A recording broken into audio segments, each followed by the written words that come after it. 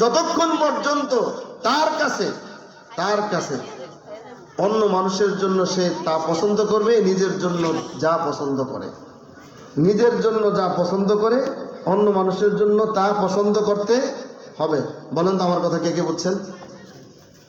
হাতুরান দিকে কে কে বুঝছেন? এবার হাত নামান।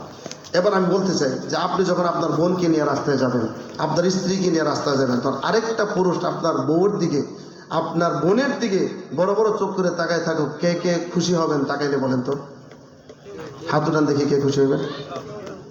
ওই যে পিচ্ছি হাত উঠেছে। এটা কেউ পছন্দ করবে না। আচ্ছা, তখন আপনি যখন বড় চোখ করে তাকান, না এটা খেয়াল করেন, আপনি যখন তাকান, আপনি নিজের জন্য যেটা পছন্দ করেন না, তো অন্যের জন্য সেটা পছন্দ কিভাবে করেন? তাহলে আপনি নিজের জন্য যেটা পছন্দ করেন না, অন্যের জন্য সেটা পছন্দ করতে পারবেন না। কিন্তু আমাদের বেলায় তো উল্টা, আমি অন্যকে দেওয়ার সময় ভুলে 3টায় হালি হয়ে যায়, আর নিজের জন্য নেওয়ার সময় ভুলে 5টায় হালি হয়। নিজের জন্য নেওয়ার সময় তো 3টায় হয় না। তাহলে এই একটা উসুল দেখেন, নবী আলাইহিস সালামের এই একটা কথা যদি আমরা মানতে পারি, তাহলে আমাদের সবার চরিত্র সুন্দর হয়ে যাবে। আচ্ছা বলেন তো, আপনি কি চান আপনাকে কেউ ঠকাই দেবে? আপনি চান? তাহলে আপনি নিজের জন্য চান না, আপনি আরেকজনকে কিভাবে ঠকাইবেন?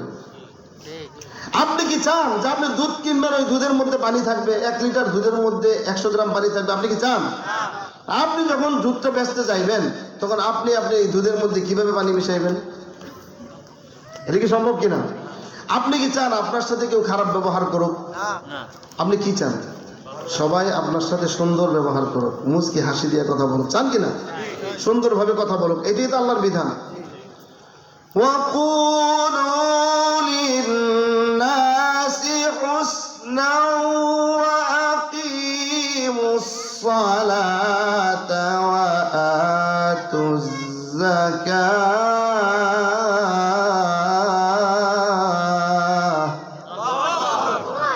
আল্লাহ বলতেছেন সুন্দরভাবে কথা বলো। তাহলে আপনিও চান আপনার সাথে কেউ সুন্দর কথা বলো। তা আপনি যখন আরেকজনের সাথে কথা বলেন, তখন কিভাবে কথা বলা উচিত? কারণ আপনিও চান আপনার সাথে আরেকজন সুন্দরভাবে কথা বলো, তো আরেকজন আপনার সাথে সুন্দরভাবে কথা বলো, এটা আপনি চান, কিন্তু আপনিও তো আরেকজনের সাথে সুন্দর কথা বলতে হবে। তাহলে মুসলিম তো ওই ব্যক্তি, আল্লাহ নবী বলেন আল মুসলিমু মান সালিমাল মুসলিমুনা মিন লিসানিহি ওয়া ইয়াদিহি। প্রকৃত মুসলিম ওই ব্যক্তি যার হাত থেকে, যার কথা থেকে আরেকজন নিরাপদ। প্রকৃত মুমিন ওই ব্যক্তি যে ব্যক্তি তার প্রতিবেশীর সাথে আচরণ সুন্দর করে। আমরা তো যত আচরণ ভালো করি দূরের লোকদের সাথে, আর আচরণ খারাপ করি কাছের লোকের সাথে। সালাম দেই তাও দূরের লোককে সালাম দেই, কাছের লোককে সালাম দেই না। কথা ঠিক না বেঠিক? আমাদের মধ্যে এমন লোক আছে যারা স্ত্রীকে জীবনেও সালাম দেয় নাই, মাকে সালাম দেয় না, বাবাকে সালাম দেয় না, কিন্তু মাতবর পর্দার সালাম ঠিকই দেয়। এমপি সাহেবের সামনে বললে সালাম দেয়, নাকি দেয় না? তো স্ত্রীকে সালাম দেয় না। 1 বিঘা জায়গার মধ্যে ইচ্ছা করলে সে তার বাথরুমটা, তার ওয়াশরুমটা সে একটা জায়গা মতো করতে পারে যেন প্রতিবেশীর ক্ষতি না হয়, কিন্তু তার দেখবেন যে বাথরুমটা আর টাঙ্কিটা নিয়ে আরেকজনের বাড়ির সীমানার মধ্যে নিয়ে দেয়। এই ধরনের লোক এই দেশে নাই, অন্য এলাকায় আছে কি নাই? এখন বলেন, প্রতিবেশীর সাথে তার চরিত্রটা সুন্দর হইল? আচরণ ভালো হইল? আচরণ ভালো হয় নাই। তাহলে আচরণ আপনি প্রতিবেশীর সাথে ভালো করলেন না, তা আপনি ভালো মানুষ কেমনে হইল? আচরণ ভালো যার সেই তো ভালো, যার কাছে গেলে বারে মনের আলো। ঠিক কিনা? যে আচরণ নবী আলাইহিস সালামের মধ্যে ছিল। বাবা তার সন্তানকে সালাম দেয় না। আরে সালাম দেওয়া তো হচ্ছে একটা দোয়া। সালাম কি? যে আল্লাহ তাআলা তোমার উপর রহমত বর্ষণ করুক। তো এই সকল রহমত বর্ষণ খালি গ্রামের অন্য মানুষের উপরে, নিজের ছেলের উপরে হওয়ার দরকার আছে কিনা? ছেলে বাবারে সালাম দেয় না, বাবা তুমি তোমার বাবারে সালাম দেয় না, লজ্জা লাগে। কি লাগে? লজ্জা লাগে। তুমি টাকা চাইতে পারো, বাবা ডাকতে পারো, সবকিছু পারো, সালাম দিতে লজ্জা লাগে কেন? সালাম তো একটা দোয়া। তুমি তোমার বাবারে সালাম দিবা, রহমতের জন্য দোয়া করবা, তুমি তোমার মাকে সালাম দিবা, রহমতের জন্য দোয়া করবা, এটা লজ্জার কি আছে? আমাদের কালচারে নাই। দোষটা তো আগে বাবার, দোষটা আগে কার? কথা বলে না, দুষ্ট আগেকার বাবা সেই শিক্ষা দেয় নাই সন্তানকে। ছোটবেলায় শিক্ষা দেয় না যে বাবা ঘর থেকে বের হওয়ার সময় সালাম দিবা, আবার ঘরে যখন প্রবেশ করবা সালাম দিবা। মা বাবার সাথে মুখ তুলে কথা বলতে হয় না, এটা হচ্ছে অত্যত্বতা, এটা অহংকার, এটা অভদ্রতা। ভদ্রতা হচ্ছে মা বাবা কথা বললে চুপ করে শুনতে হয়, মুখে মুখে কথা বলতে হয় না। রাইট বলুক আর যাই বলুক, বেয়াদবি করা যাবে, মা বাবার সাথে বেয়াদবি করা যাবে না। চাচা মুরব্বী বড়দের সাথে বেয়াদবি করা যাবে না। এখন আমাদের সমাজে তো হয়ে গেছে একটা মোটরসাইকেল পার্টি। কোন লিডারের পিছনে গ্রাম গ্রাম থেকে 10-20 জন করে একটা মোটরসাইকেল পার্টি তৈরি হয়।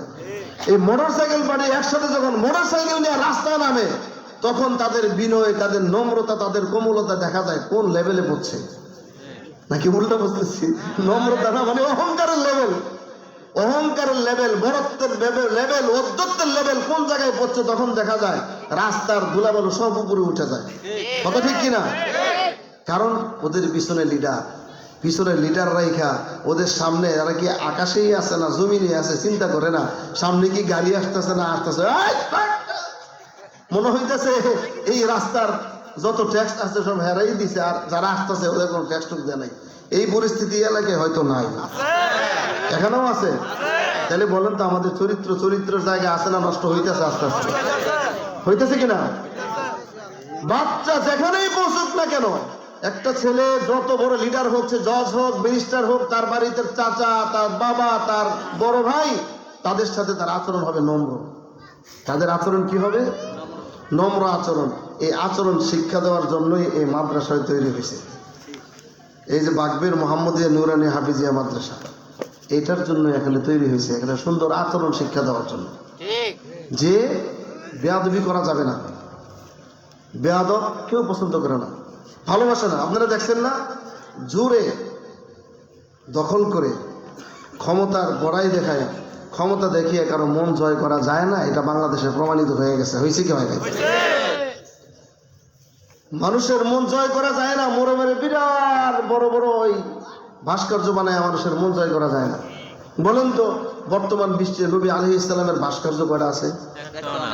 নবীজির মূর্তি কয়টা আছে?